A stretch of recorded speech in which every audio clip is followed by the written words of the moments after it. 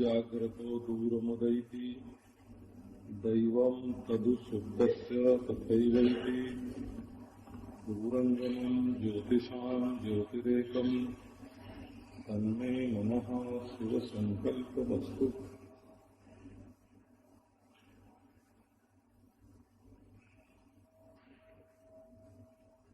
हमारा मन है, इसमें एक गुण देखने में ये आता है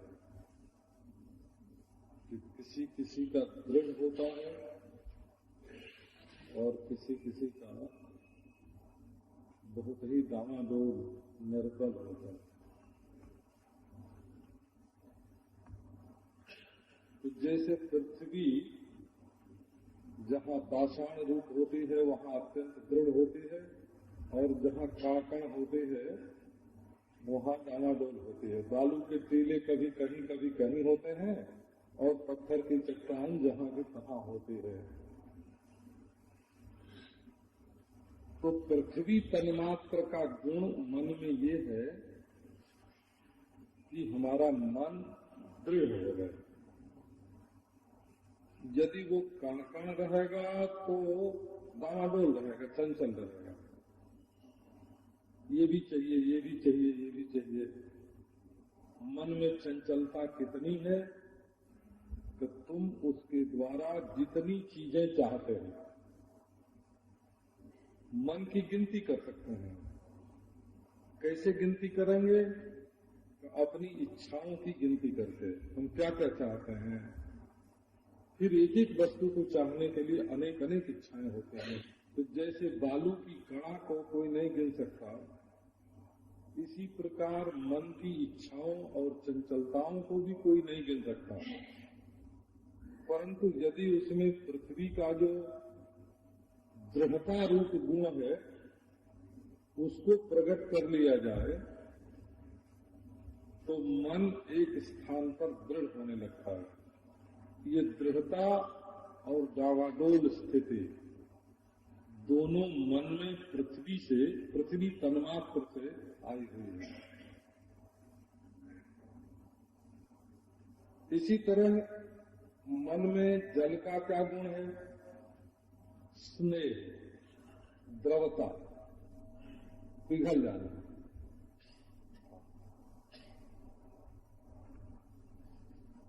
मन बह गया तो ये जो अतिशय स्नेह है चित्त में, ये जल में से, जल तन्मात्र में से मन में आया है। और ये स्नेह दो प्रकार का होता है, अंतस्थ में स्नेह और बहिष्ठ में स्नेह। जब ये बहिष्ठ में बाहर जो चीज है उसमें स्नेह होता है तब ये दुखदायी हो जाता है क्योंकि उसमें पराधीनता है। और जब अंतस्थ में स्नेह होता है तब ये दुखदायी नहीं होता, स्वाधीनता बनी रहती है और सुख होता है।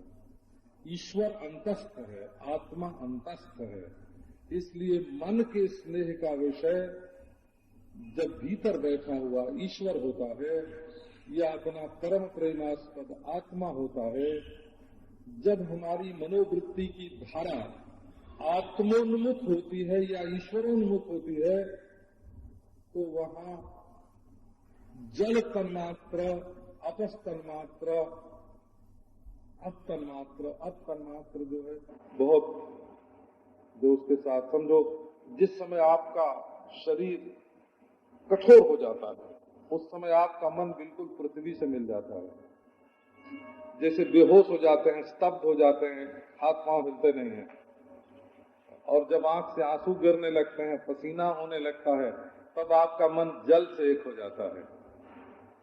और जब क्रोध से शरीर जलने लगता है उस समय मन तेज से एक हो जाता है, अग्नि से एक हो जाता है।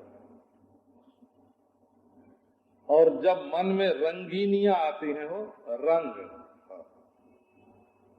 तो ये प्रकाश अंश से, माने ये जो तन्मात्र हैं ये भी तमः प्रधान, रजः प्रधान, तमः प्रधान, सत्व प्रधान, तीनों ही प्रकार के होते हैं। तो जब आपके मन में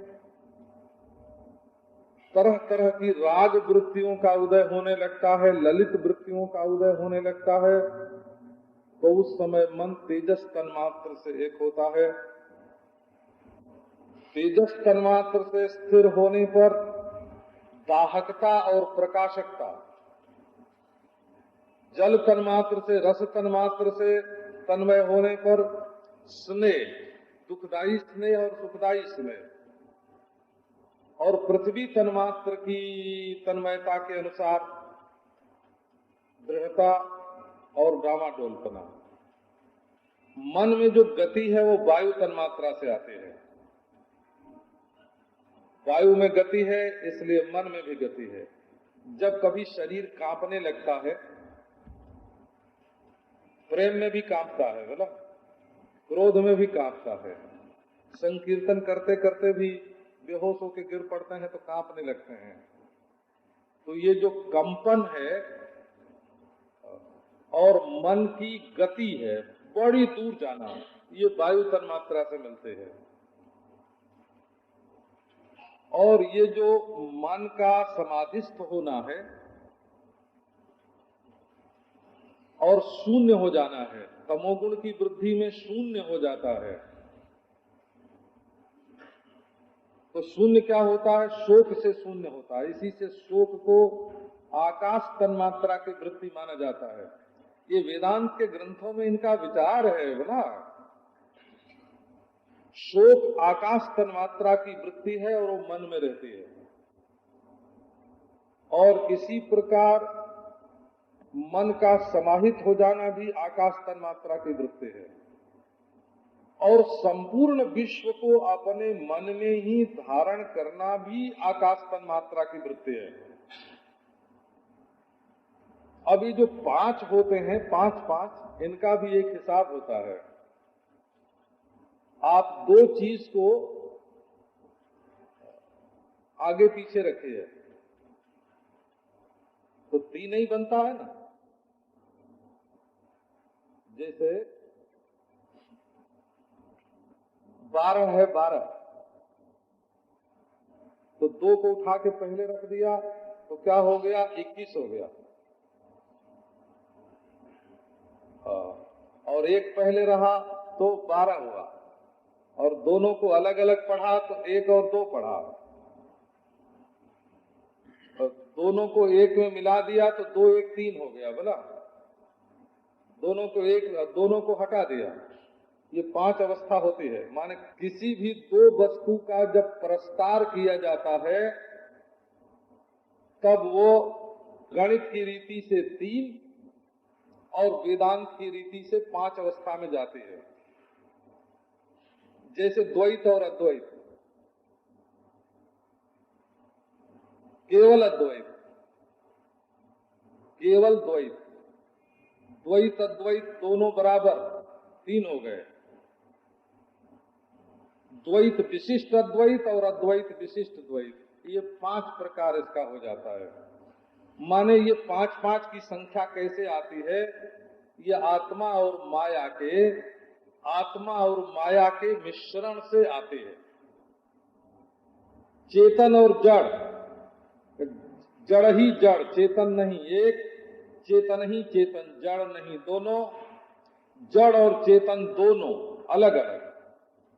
और जड़ चेतन दोनों नहीं, और जड़ चेतन दोनों एक, अद्वैत।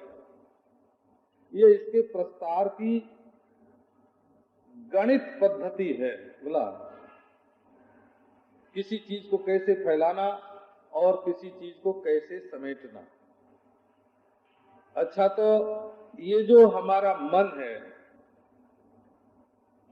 मनः आयतनम, छांदोग्य उपनिषद में भी और बृहदारण्यक उपनिषद में भी ये वर्णन किया गया कि ये हमारा मन आयतन है।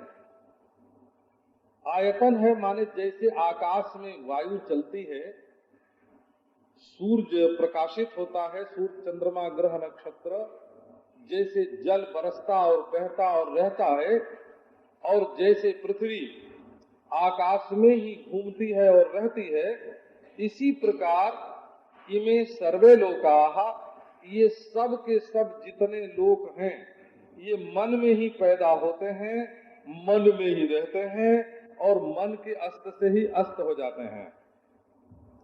अब आप देखो कि जिस समय मन आपका जागता है उस समय दुनिया दिखती है, और जिस समय आपका मन सोता है उस समय दुनिया नहीं दिखती है। तो दुनिया का होना न होना मन के अधीन है कि नहीं, इस बात को तो छोड़ दें, परंतु दुनिया का भासना और न भासना तो प्रत्यक्ष मन के अधीन है। आप दो हिस्सा कर दो उसका, बोले ये हम पहली स्थिति में, प्राथमिक स्थिति में ये विभाग करते हैं कि जब मन होता है तब नानात्व भासता है, अनेकता भासती है, भेद भासता है, और जब मन नहीं होता है तब अनेकता नहीं भासती है, भेद नहीं भासता है। इसका अर्थ है कि भेद की सत्ता मन के अधीन है कि नहीं, ये बात थोड़ी देर के लिए छोड़ दें, परंतु मन का भासना, भेद का भासना मन के अधीन है। इसी से योगाभ्यास के द्वारा जब मन को बस में कर लेते हैं तब दुनिया नहीं भासती है। जब दुनिया नहीं भासती है तो इस न भासने को ही वे परमार्थ मानते हैं। तो भाई दुनिया का न भासना ही परमार्थ है, इसलिए मनो वही योगा, मन ही योग है, मन समाधि ही, मन ही समाधि है। ये सारी दुनिया का मालूम पड़ना मन में ही दफनाया जाता है। दुनिया की कब्र, दुनिया के मालूम पड़ने की कब्र क्या है? तो बोले मन है। इसी मन में दुनिया मालूम पड़ती है। मालूम पड़ना, ये ध्यान रखना। होना जो है वो विचार की पद्धति। देखो, समाधि में मन की सत्ता है। जागृत और स्वप्न में मन से भासना और प्यार है। मन से द्वैत भासता भी है और प्यार भी होता है, परंतु जब मन सो जाता है तब न दुनिया भासती है और न तो दुनिया का प्यार ही रहता है। इसलिए दुनिया में जितने प्यार हैं वो सब मन के खेल हैं, और दुनिया में जितनी अलग अलग चीजें भासती हैं वो सब मन के खेल हैं। पुंसो अयुक्तस्य नानात्वम, पुंसो अयुक्तस्य नानार्थो भ्रमः स गुण दोष भाग। अयुक्तस्य पुंसः चंचल मनसः पुंसः, जिस मनुष्य का मन चंचल होता है उसी को नानात्व का दर्शन होता है। जिस समय मन चंचल नहीं होता उस समय क्या होता है? न तत्र माता भवति, न पिता भवति, न देवा भवन्ति, न वेदा भवन्ति, न देवाः न वेदाः। उस समय न देवता, न वेद, है ना, न माता, न पिता, न धर्म, न अधर्म, न अपना न पराया, सारा संबंध ही मन के जागृत अवस्था में ही भासता है। सत्ता पर विचार हम बाद में करेंगे। तो ऐसा ये जो मन है, मननात् मनः, मनो वही लोकः, ये सारी दुनिया मन ही है। मनो वही ब्रह्म, मनो ब्रह्म इत्युपास्व। बृहदारण्यक और छांदोग्य दोनों ही उपनिषद में ये मन का प्रसंग आया। मनः आयतनम मनो वै लोकः मनो ब्रह्म इत्युपास्व। मन ब्रह्म है ऐसी उपासना करो। अच्छा, मन में अब ब्रह्मत्व लो। हम वो जैसे हम जिसकी उपासना करते हैं उसमें ब्रह्मत्व का हम आरोप करते हैं। आरोप विधया ब्रह्म का ज्ञान होता है। ये बड़ी विलक्षण बात है। देखो, नाम ब्रह्म है, भगवान का नाम ब्रह्म है, नाम में हम ब्रह्म बुद्धि करते हैं, तो ब्रह्म हर काल में रहता है, इसलिए नाम का उच्चारण हर काल में किया जा सकता है। ब्रह्म पाप और पुण्य दोनों में रहता है, तो नाम पाप और पुण्य दोनों में रहता है? ब्रह्म में अन्यथा बाधित है, तो नाम में अन्य साधनता बाधित है। माने जैसे ब्रह्म में दूसरे की सत्ता नहीं है, ऐसे नाम रूप साधन में दूसरे साधन की सत्ता नहीं है। ब्रह्म पाप और पुण्य से असंस्पृष्ट है, तो नाम भी पाप और पुण्य से असंस्पृष्ट है, पापी हो पुण्यात्मा हो। सोते लो बैठते लो, सोते लो बैठते लो जागते लो, सर्व अवस्था में लो, अशुचिर्वा शुचिर्वा पे सर्वावस्थाम गतो पिबा यह स्मरेत पुंडरीकाक्षम। तो देखो अब क्या है कि नाम ब्रह्म है। जैसे ब्रह्म सर्वदेश में, सर्वकाल में, सर्व वस्तु में, सर्व व्यक्ति में, सर्वभाव में जैसे ब्रह्म अनुगत है, ऐसे ही नाम का चिंतन करो कि नाम भी ऐसा ही है। तो नाम को ब्रह्म समझने जब चलेंगे तो ब्रह्म को समझ के नाम में ब्रह्म को देखेंगे, और वो नाम रूप प्रतीक जो है वो ब्रह्म ज्ञान का हेतु हो जाएगा। इसी प्रकार मनो ब्रह्म इत्युपास्व, ये श्रुति में, ये तो बड़ा भारी प्रकरण जो है ना, ये श्रुति का, जो लोग उपनिषद का स्वाध्याय करते हैं वो अध्यारोप अपवाद के प्रकरण को अगर ठीक नहीं समझते हो तो वो उपनिषद पढ़ के भी तो कुछ नहीं पढ़ेंगे। तो अब आओ, मनो ब्रह्म इत्युपास्व, मन ब्रह्म है ऐसी उपासना करें। मन सब देश में जा सकता है, तो सब देश में पूरा पश्चिम उत्तर दक्षिण जो कुछ मालूम पड़ता है, बाहर भीतर, वो सब मन है। और भूत भविष्य वर्तमान जो कुछ मालूम पड़ता है सो मन है। जो कुछ अपना पराया मालूम पड़ता है, शत्रु मित्र, सो मन है। जो कुछ कमी बेसी मालूम पड़ती है सो सब मन है। तो जितनी प्रकार की वस्तुएं हैं, इंद्रियां हैं, ज्ञान है, वो सब के सब मनः श्रोत्रम, मनस्त्वक, मनश्चक्षु, मनोरसनम, मनोघ्राणम, मन कान है, मन त्वचा है, मन आंख है, मन जीभ है, मन नाक है। तो अब इतनी जो मन की व्याप्ति है, मनोवई लोकः, मनोवई ब्रह्म। तो जैसे देश काल वस्तु से अपरिच्छिन्न ब्रह्म संपूर्ण देश काल वस्तु में व्यापक है, इसी प्रकार देश काल वस्तु से अपरिच्छिन्न मन देश और काल और वस्तु में सर्वत्र व्याप्त है। इसका अर्थ ये नहीं है कि ब्रह्म नहीं है, इसका अर्थ है कि इस मन के सहारे ब्रह्म को समझो। इस मन के सहारे ब्रह्म को समझो, ब्रह्म ज्ञान का यही साधन है। तो यहाँ क्या क्या बात बताई गई? यत जाग्रतो दूरम उदयति, 6 बात बताई गई है इस मंत्र में। पहले मंत्र में मन के बारे में 6 बात बताई गई है। ये मन कैसा है? बोले जागते ही आपको, सभी को नींद आती है और नींद से उठते हैं, पर नींद से उठते ही क्या होता है इस पर कभी ध्यान नहीं देते। 3 अवस्था की तरफ ध्यान दें। नींद टूटने के पहले आपको कुछ भान नहीं हो रहा था, नींद टूट गई, लेकिन मैं कौन हूं, कहां हूं, कितना बजा है, ये मालूम नहीं पड़ता है। नींद टूट जाने पर भी, नींद टूट गई, परंतु मैं कौन हूं,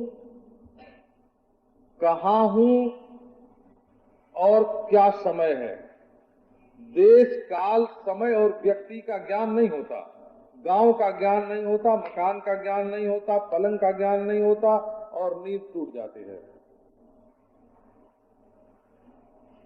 तो आपको अब एक आप वो नहीं, कहानी नहीं, लटका, लटका, वो चुटकुला नहीं, लटका, ब्रज में लटका होता है। बिना किसी विश्वास के आप जागृत अवस्था में केवल ये चिंतन कीजिए कि सुषुप्ति कैसी होती है। गाढ़ निद्रा में क्या होता है इसका चिंतन आप जागृत अवस्था में कीजिए।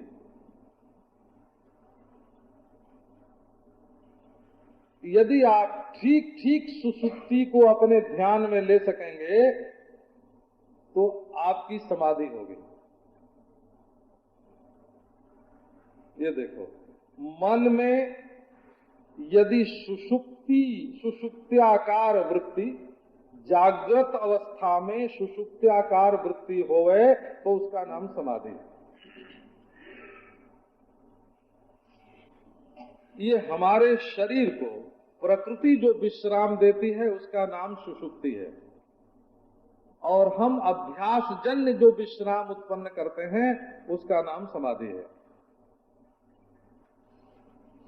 ये पौरुष जन्य होने से ये पुरुषार्थ है समाधि, और प्रकृति जन्य होने से सुषुप्ति जो है वो पुरुषार्थ नहीं है। हम यदि सुषुप्ति के लिए कोई प्रयत्न करेंगे तो सुषुप्ति नहीं होगी। निष्प्रयत्न होने से सुषुप्ति होती है, परंतु तदाकार वृत्ति की गाढ़ता से समाधि होती है। और जो पुरुषार्थ नहीं है वो मनुष्य के किसी काम का नहीं है, प्रकृति वो स्वयं देती है। जैसे देखो, जो स्वाभाविक बाल में रंग होता है ना, स्वाभाविक सफेदी आते हैं, तो वो प्रकृति से आते हैं। वो कहती है कि काल बाल को काला रखने के लिए जो तत्व शरीर में था वो अब क्षीण हो गए। सूचना ही तो है ना, प्रकृति की सूचना है। अब बाल को रंगो, काला बना के रखो, तो हर महीने में काला करवाना पड़ेगा, तब भी वो थोड़े दिनों में बिगड़ जाएगा। अच्छा, तो ये देखो पौरुष जो है। अब दूसरी अवस्था देखो, एक दूसरी अवस्था बताते हैं। यदि आप सुषुप्ति का चिंतन न करके सुषुप्ति टूट गई और जागृत अभी आई नहीं, उस अवस्था का मन में चिंतन करो, तो वो महत्तत्वात्मक अवस्था होगी, हिरण्यगर्भ में स्थिति होगी। उस समय आप गोलोक, वैकुंठ लोक, साकेत लोक सबका दर्शन कर सकते हैं। नींद टूट गई और जागृत अभी आया नहीं। अच्छा, उसके बाद देखो एक तीसरी अवस्था आती है, अहं की अवस्था वो आती है, मैं कौन हूं। तो ठीक उसी अवस्था में जाकर सुषुप्ति टूट गई, ये मालूम पड़ने लगा कि देश काल वस्तु भास रहे हैं और मैं अहंकार हूं। ये अहम कौन है? का ये महेश्वर है। बिल्कुल शैवागम में प्रत्यभिज्ञावाद में आपकी स्थिति हो जाएगी। ये वैष्णव लोक जितने हैं, शैव लोक, वैष्णव लोक, वो हिरण्यगर्भ में है, और जितने अहम महेश्वर आदि लोक हैं वो सब के सब अहंकृति में हैं। तो सुषुप्ति जो है वो प्रकृत्यात्मक अथवा ईश्वरात्मक है। और नींद टूट गया परंतु मैं और मेरा का भान नहीं हो रहा है, मैं और विषय का भान हो रहा नहीं रहा है। ये महत्तत्वात्मक अथवा हिरण्यगर्भात्मक स्थिति है। चैतन्य की प्रधानता से ईश्वर और हिरण्यगर्भ बोलते हैं, और जड़ की प्रधानता से उसको प्रकृति अथवा हिरण्यगर्भ बोलते हैं। दोनों दो अवस्था हैं। समाधि ने जाना सुषुप्ति और प्रकृति एक, और हिरण्यगर्भ महत्तत्व और शिवलोक विष्णु लोक ये, और अहम महेश्वर स्वातंत्रवाद जो है ये अहंकार अहम में आम मूलक है। तो प्रकृति महान महतो अहंकार ये स्थिति होती है। माने हम अपने मन के द्वारा यदि चिंतन करें तो अनुभूति की प्रधानता से आप वहां पहुंचे। जग जागृतो दूरम उदयति, आप जगते हैं, जगने के पहले आप प्रकृति अथवा ईश्वर में स्थित थे। ये दो नाम में जानबूझ के ले रहा हूं। जड़वादी उसको प्रकृति बोलते हैं, परंतु स्थित कौन था? चेतन था। इसलिए सांख्य और योग की रीति से पूर्व उस समय प्रकृति निष्क्रिय थी और आत्मा अपने स्वरूप में स्थित था। अब वही उपनिषद की दृष्टि से वो प्रकृति नहीं है, वो तो बीज विशिष्ट चैतन्य है। तदा सती सर्वे संपद्यन्ते न विदुहु सती संपद्यामये। उस समय सब सन्मात्र में अवस्थित हो जाते हैं, परंतु जानते नहीं है कि हम सन्मात्र में अवस्थित होते हैं। इसका अर्थ क्या हुआ कि अज्ञान रहता है। अज्ञान युक्त सच्चिदानंद में स्थिति का नाम सुषुप्ति है, और अज्ञान रहित सच्चिदानंद में स्थिति का नाम ब्राह्मी स्थिति है। और महत्तत्व प्रीति विशिष्ट आनंदाभिव्यक्ति युक्त हिरण्यगर्भ अथवा महत्तत्व में जो स्थिति है वो भक्ति स्थिति है। और अहम में जो अहम महेश्वर आदि स्थिति है ये स्वतंत्रवाद की, कश्मीरी शैववाद की ये जो है ये अहम में स्थिति है। अब देखो मन ही जो है इसमें ज्ञान मात्र ईश्वर की प्रधानता से समाधि है, और संकल्प युक्त ईश्वर की प्रधानता से हिरण्यगर्भ वैकुंठादि में स्थिति है, और अहम की प्रधानता से अहंग्रह उपासना है। अब मन में पंच तन्मात्राओं की जो अभिव्यक्ति होती है तो आनंद प्रधान अभिव्यक्ति सुषुप्ति में है, और चैतन्य प्रधान अभिव्यक्ति महत्त्व में है, और सत प्रधान अभिव्यक्ति अहंकार में है। अब पंचतन मात्रा की दृष्टि से देखें ये सब मन ही है, ये सब सर्वम मन एवं। तो ये सब जो है ये सारा का सारा आत्मदेव का ही पसारा है। सत्ता की प्रधानता से पंचभूत, स्थूल पंचभूत, और चेतनता की प्रधानता से अंतःकरण, और आनंद की प्रधानता से समाधि, समाधि अथवा सुषुप्ति। समाधि और सुषुप्ति आनंद की प्रधानता से, और चैतन्य की प्रधानता से अंतःकरण, और सत्ता की प्रधानता से पंचभूत, और ये शरीर हैं तीनों में तीनों। लेकिन मन में सत्ता भी है, ज्ञान भी है, सुख भी है। सुषुप्ति में सत्ता भी है, ज्ञान भी है, सुख भी है, और जागृत में सत्ता भी है, सुख भी है, और ज्ञान भी है। एक आपको वेदांत शास्त्र का ही नियम सुनाता हूं।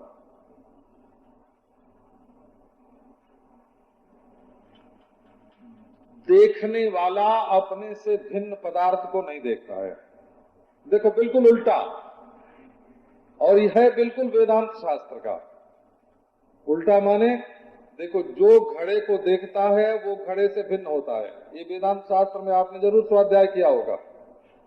परंतु अब देखो दूसरी ओर से देखो, जो घड़े को देखता है उस देखने वाले से घड़ा भिन्न नहीं होता।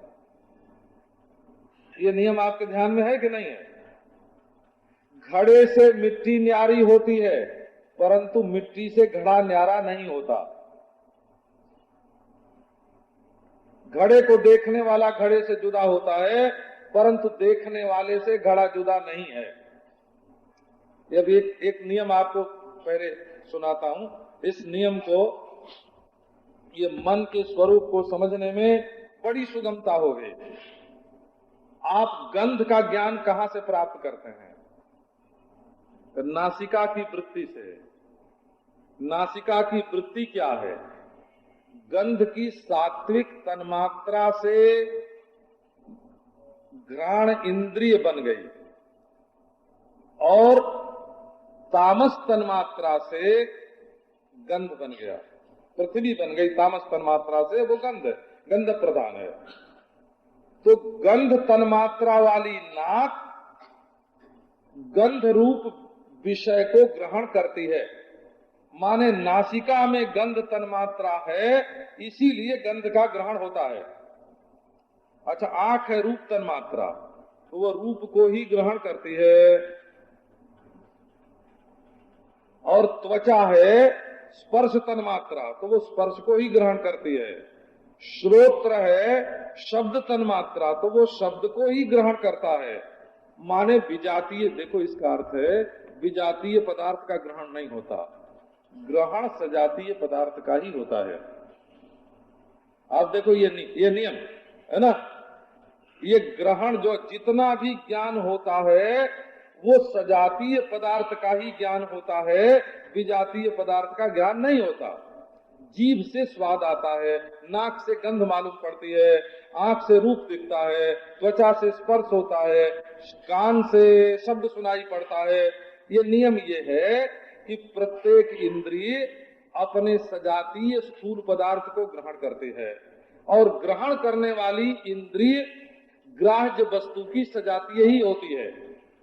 इसका अर्थ है सत्ता की प्रधानता से ग्राह्य और ज्ञान चित्त की प्रधानता से ग्राहक। एक ही सच्चिदानंद चित्त की प्रधानता से ये गंध है, ये इत्र है, ये चमेली का इत्र है, ये गुलाब का इत्र है, ये खस का इत्र है। ज्ञान जो है वो नासिका प्रधान होकर के गंध को ग्रहण कर रहा है, और वही सत्ता द्रव्य की प्रधानता से वही ग्राह्य हो रहा है। तो सत्ता की प्रधानता से ग्राह्यता, चित्त की प्रधानता से ग्राहकता, और आनंद की प्रधानता से प्रियता। गंध प्रिय है, माने हमारे व्यवहार में देखो, व्यवहार में सदंश ग्राह्य बन रहा है, चिदंश ग्राहक बन रहा है, और आनंदांश प्रिय बन रहा है। इस वस्तु का जब आगे विचार करते हैं तो बहुत बढ़िया इसका नतीजा निकलता है। रूपम दृश्यम लोचनम दृक्, दृग दृश्यम दृक्तु मानसम, दृश्याधिवृत्तयः साक्षी दृगेव न तो दृश्यते। रूप दृश्य है, आंख दृष्टा है, आंख दृश्य है, मन दृष्टा है, मन दृश्य है, साक्षी दृष्टा है, और साक्षी दृश्य नहीं है, दृष्टा ही है। इसलिए देश काल वस्तु के परिच्छेद से सर्वथा असंसृष्ट ब्रह्म है। ये बात वेदांत बताते हैं, माने साक्षी अद्वितीय ब्रह्म है, ये बात वेदांत बताते हैं। तो अब देखो, सजातीय ग्रहण की प्रक्रिया में एक बात और ध्यान देने योग्य है। जो लोग वेदांत पर विचार करते हैं, ये बच्चों का खेल नहीं है, इस पर थोड़ा गंभीर विचार करना पड़ता है। अब देखो, इसमें मूल बात क्या है कि जब सजातीय ही दृष्टा और दृश्य जब सजातीय ही होते हैं, तब मूल प्रश्न ये उठता है कि दृष्टा जो है वो सचमुच दृश्य बन गया है? क्या दृश्याकार परिणाम हुआ है दृष्टा का? जब सजातीय हैं तो इनमें कार्य कारण भाव है कि नहीं? तो यदि कार्य कारण भाव न हो तो अद्वितीयता नहीं होगी, इसलिए कार्य कारण भाव होना जरूरी है। और यदि कार्य कारण भाव हो तो दृष्टा को परिणामी मानना पड़ेगा। देखो इसको उभयतः पाशारज्जु कहते हैं, दोनों ओर से फंस रही। यदि कार्य कारण भाव नहीं है तब तो दृष्टा अद्वितीय नहीं है, दृश्य भी सत्य है और दृष्टा भी सत्य है। और यदि कार्य कारण भाव है तो दृष्टा परिणाम को प्राप्त होकर के दृश्य बना है। तो इसका निवारण वेदांत जो है वो यूं कहकर करता है कि कार्य कारण भाव दो तरह का होता है, एक परिणामी कार्य कारण भाव होता है और एक विवर्ती कार्य कारण भाव होता है। तो ये जो दृष्टा ब्रह्म है, इसका स्वभाव है देखना और अपनी समाप्ति को, इति को और छोर को ये देख नहीं सकता। इसलिए अपने अनंत स्वरूप में ही शांत को देख रहा है, अपने अनंत स्वरूप में ही शादी को देख रहा है, अपने अनादि स्वरूप में शादी को देख रहा है, अपने एक स्वरूप में ही अनेक को देख रहा है। इसका अर्थ ये हुआ कि ये असल में सच्चिदानंद घन जो दृष्टा आत्मा है ये दृंग मात्र है और दृश्य जो है ये दृष्टि मात्र है।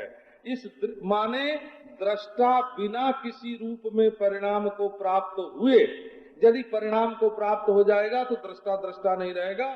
बिना किसी परिणाम को प्राप्त हुए दृश्य के रूप में विवर्त हो रहा है, विवर्तित हो रहा है, माने केवल दृश्य के रूप में भान हो रहा है, ये दृश्य हुआ नहीं है। तो ऐसी स्थिति में देखो मन का स्वरूप अगर आपको समझना है तो यूं देखो कि ज्योतिषां ज्योति ही एकम तन्मय मनहा शिव संकल्प वस्तु। ये जो शब्द स्पर्श रूप रस गंध आदि विषयों को और विषयों के आश्रय को और इनके ग्राहक करणों को प्रकाशित करने वाली जो ज्योति है वो ज्योति कैसी है? ज्योतिषां ज्योति, ये अनेक प्रकाशकों में एक प्रकाशक है। ये अनेक में एक है और प्रकाशों में प्रकाश है, अर्थात इस अखंड प्रकाश में प्रकाश की अनेकता बाधित है।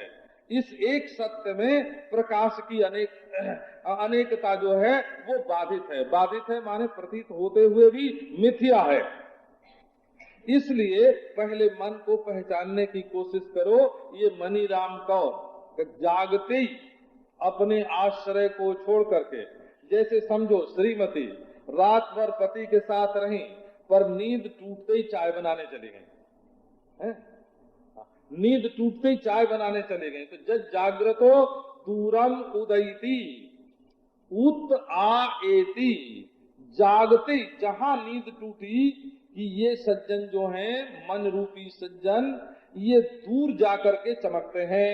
वहां से बोलेंगे अरे मैं उठा हुआ हूं और तुम पड़े हुए हो खाट पर, उठो। दूरम माने अन्य पदार्थ में, उत आएति और तदु माने जदु, और जो मन सुप्तस्य तथैव एति, और जो मन सोते समय लौट करके आ जाता है।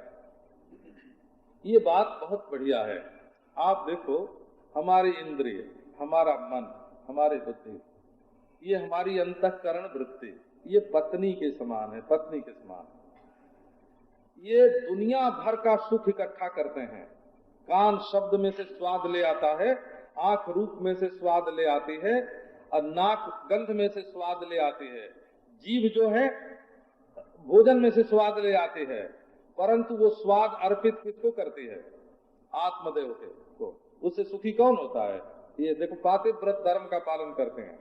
बाजार में मिठाई बहुत बढ़िया खरीदी, चाट भी खरीदी, लेकिन है ना पहले खुद नहीं खाया हो, ला करके उसका स्वाद जो भीतर बैठा हुआ ईश्वर है, जो आत्मा है, अंतर्यामी है, उसी को दे दिया। सोना और किसी के साथ नहीं। मन का ये नियम है, मन का ये नियम है कि वो अन्य पदार्थ को देखे चाहे जितना, जाए चाहे अनेक के घर, देखे चाहे अनेक को, बातचीत करे अनेक को, परंतु ये लौट के सोएगा कहाँ? यथा सूत्रेण प्रबद्ध शकुनि दिशम दिशम पतित्वा अन्यत्र आयतनम अलब्ध्वा। स्वबंधन में वो आश्रय थे। जैसे सूत से बंधी हुई चिड़िया इधर उधर फड़फड़ाती है, इधर जाती है, उधर जाती है, उधर जाती है, कहीं उसको जाने का रास्ता नहीं है, तो लौट करके जिस लकड़ी से बंधी होती है उसी लकड़ी पर आकर के वो चिड़िया बैठ जाती है। इसी प्रकार ये जो मन है, ये आंखों के द्वारा बाहर जाता है, कान से बाहर जाता है, नाक से बाहर जाता है, जीभ से बाहर जाता है, पांव से बाहर जाता है, हाथ से बाहर जाता है, परंतु दूरंगमम होने पर भी सुप्तस्य तथैवैति, जहाँ रात हुई, जहाँ सोने का समय हुआ, वो सोने के समय अपने आश्रय के साथ आकर के सो जाता है। दूरंगमम अपि सुप्तस्य तथैवैति, सोते समय लौट जाता है, दूर दूर की यात्रा करता है, दूर दूर के विषयों को ग्रहण करता है, भिन्न भिन्न इंद्रियों में जाता है, लेकिन ये मन बिल्कुल एक है और अपने आश्रय के साथ बदल। ये देखो, ये आस्तिक है ना, ये वैदिक मनोविज्ञान है। ये कहते हैं कि मन जो है वो जिसके साथ सोता है वो मन का स्वामी है, वो मन का आश्रय है, वो मन का उपादान, विवर्ती उपादान है, वो मन की पलंग है। कौन सी? कि जहाँ मन सोता है। और वो कौन है? कि वो आत्मा है। तो अब ये हमारा मन जो है, ये जागने पर दूर भले जाए पर वहां से धर्म लेकर के आवे, ये जाने पर दूर भले जाए पर वहां से ईश्वर को लेकर के आवे, ये दूर भले जाए पर वहां से भलाई को लेकर के लौटे। ऐसा जो हमारा मन है वो शिव संकल्प मस्तु, शिव संकल्प से युक्त हो गए। अब कल अगले मंत्र का सुना।